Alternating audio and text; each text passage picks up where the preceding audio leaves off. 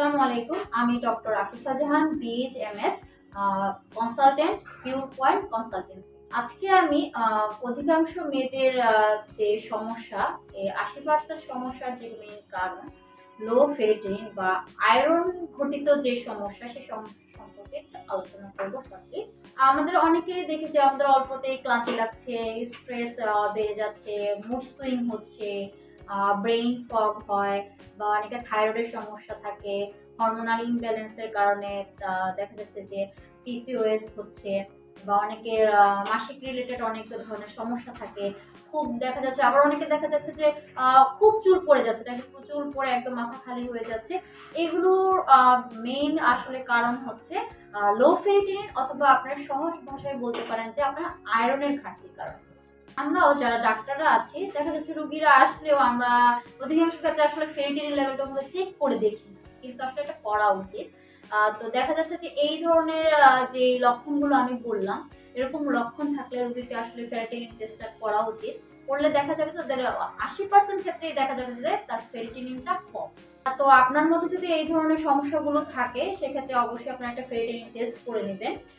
এছাড়া আপনি কিছু সহজ লক্ষণ দিয়ে আসলে বুঝতে পারেন যে আমি কিভাবে বুঝবো যে হচ্ছে আমার শরীরে ফেরিটিনিনের ঘাটতি আছে, বা আমার শরীরে আয়রনের ঘাটতি আছে, আমি বুঝবো কিভাবে। সেক্ষেত্রে দেখেন যে দুপুরবেলা 2টার পর থেকে আপনার শরীরে একটা ক্লান্তি ভাব চলে আসবে, তারপরে চুল পড়তে থাকবে, চোখে অনেক সময় ঝাপসা দেখতে পারেন, মাথা ঝিমঝিম করছে, ভালো লাগছে না, কাজে মনোযোগ দিতে পারছি না, অল্পতেই দেখা যাচ্ছে মুড পরিবর্তন হয়ে যাচ্ছে, যেটাকে আমরা মুড সুইং বলতে পারি। খুব দ্রুত দেখা যাচ্ছে সর্দি কাশির সংক্রমণ হচ্ছে, স্ট্রেস বেড়ে যাচ্ছে, আবার হরমোনাল যে লক্ষণগুলো আছে সেগুলো দেখা যাচ্ছে। এই যে লক্ষণগুলো বললাম, এই লক্ষণগুলো যদি আপনার মধ্যে থাকে, আপনি সেক্ষেত্রে একটা ফেরিটিনিন টেস্ট করে নিতে পারেন। আবার এগুলো থাকলে আপনি লো ফেরিটিনিন আক্রান্ত এটা ধরে নিতেও পারেন। এখন কথা হচ্ছে যে আচ্ছা, ফেরিটিনিন জিনিসটা কি? আচ্ছা, ফেরিটিনিন হচ্ছে শরীরে যে আয়রন স্টোরেজ মলিকিউলস আছে, সেটা হচ্ছে ফেরিটিন। অর্থাৎ শরীরে আয়রন থেকে আমাদের কিন্তু হিমোগ্লোবিন তৈরি হয়। এই হিমোগ্লোবিন আবার অক্সিজেন ক্যারি করে, এই কারণে হচ্ছে আমরা শরীরে এনার্জি পাই। এখন হিমোগ্লোবিন, এখন আপনি ধরেন সিবিসি টেস্ট করলেন, হ্যাঁ, এখন সিবিসি টেস্ট করে দেখলাম যে আমার তো হিমোগ্লোবিন পার্সেন্টেজ ঠিক আছে, তাহলে আমি সুস্থ আছি। আসলে কিন্তু সেটা না। হিমোগ্লোবিন পার্সেন্টেজ কমার অনেক আগ থেকে কিন্তু ফেরিটিনিন কমতে থাকে।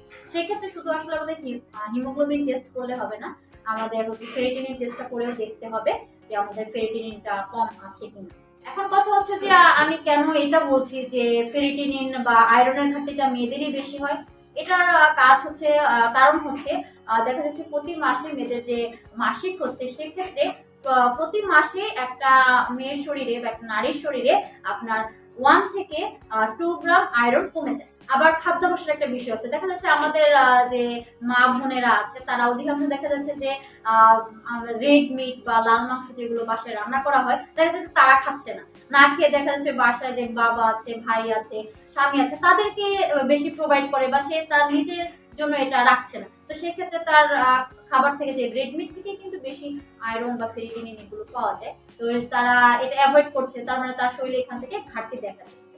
আচ্ছা, এখন আপনি একটা যদি কনফার্মেশন হতে চান যে আসলে আমার আয়রনের ঘাটতি আছে কিনা, সেক্ষেত্রে আপনি ল্যাব টেস্ট আছে সেগুলো করতে পারেন, যেমন সিবিসি, ফেরিটিনিন, আর একটা টিআইডিসি আমরা একটা টেস্ট করে দেখি। এই টেস্টগুলোর মাধ্যমে আপনি কনফার্ম হতে পারবেন। এখন চিকিৎসা হচ্ছে আপনার ফেরাস গ্লাইসিনেট আর হচ্ছে ফেরাস বিসগ্লাইসিনেট যে সাপ্লিমেন্ট আছে, এগুলো হচ্ছে বিভিন্নভাবে যেভাবে চিকিৎসা করে সেই চিকিৎসকরা এই ধরনের সাপ্লিমেন্টগুলো আপনাদেরকে দিবে খাওয়ার জন্য। এগুলো বিভিন্ন পার্সেন্টেজ হিসেবে আপনাদের দেওয়া হয়।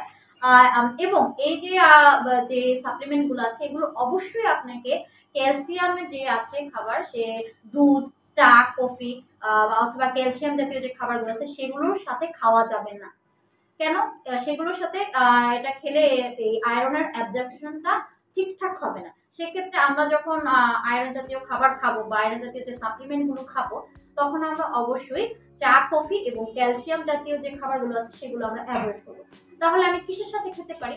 সেক্ষেত্রে আপনি যখন আয়রন সমৃদ্ধ খাবারগুলো খাবেন, সেটা অবশ্যই আপনি যদি একটু ভিটামিন সি জাতীয় খাবার সাথে খান, অথবা এই খাবারটা খাবারের পরে আপনি লেবু খাচ্ছেন, বা একটু পানির সাথে একটু লেবু মিক্স করে খাচ্ছেন, অথবা একটা আমলকি খেতে পারেন। যে ভিটামিন সি জাতীয় যে খাবারগুলো আছে, এগুলো যদি এই আয়রন জাতীয় খাবারের পরে খান, খুব দ্রুত এটা অ্যাবজর্পশন হবে এবং এটা ধরে নিতে পারেন যে আপনারা নর্মালি আপনি যদি এই আয়রনযুক্ত খাবারগুলো খাচ্ছেন বা আয়রন রিচ খাবারগুলো খাচ্ছেন, সেটা নর্মাল সময়ে যতটা অ্যাবজর্বেশন হবে তার থেকে দ্বিগুণ হবে যদি আপনি এটার সাথে একটু ভিটামিন সি খেতে পারেন। এখন আমরা যে খাবার, আমাদের যে প্রাকৃতিক উপায়, প্রাকৃতিক খাবারগুলোর মাধ্যমে আমি যদি আয়রন নিতে চাই সেক্ষেত্রে আমি কি খাবো? যদি এনিমেল সোর্স আপনি চিন্তা করেন সেক্ষেত্রে এনিমেল সোর্স হিসেবে রেড মিট আছে, রেড মিট থেকে আপনি পাবেন। তারপরে কলিজা আছে, কলিজা থেকে খেতে পারেন, অথবা ইলিশ মাছ। এই আপনি এনিমেল সোর্স থেকে আপনি ফেরিটিনিন বা আয়রনের চাহিদাটা পূরণ করতে পারেন। আর যদি প্ল্যান্ট সোর্স চিন্তা করেন যে সেক্ষেত্রে ভেজিটেবলস এর মধ্যে আপনার যে কোনো ধরনের সবুজ শাকসবজি, পালং শাক, লাল শাক, তারপর হচ্ছে কাঁচা কলা, এগুলো থেকে, অথবা বিট আছে, বিট ফ্রুট আপনি খেতে পারেন। এগুলো থেকে আপনি আপনার আয়রনের চাহিদা পূরণ করতে পারেন। আজকের ভিডিও এই পর্যন্তই। আপনাদের মনোযোগ দিয়ে আমার ভিডিও দেখার জন্য, তথ্যগুলো শোনার জন্য আপনাদের অসংখ্য ধন্যবাদ।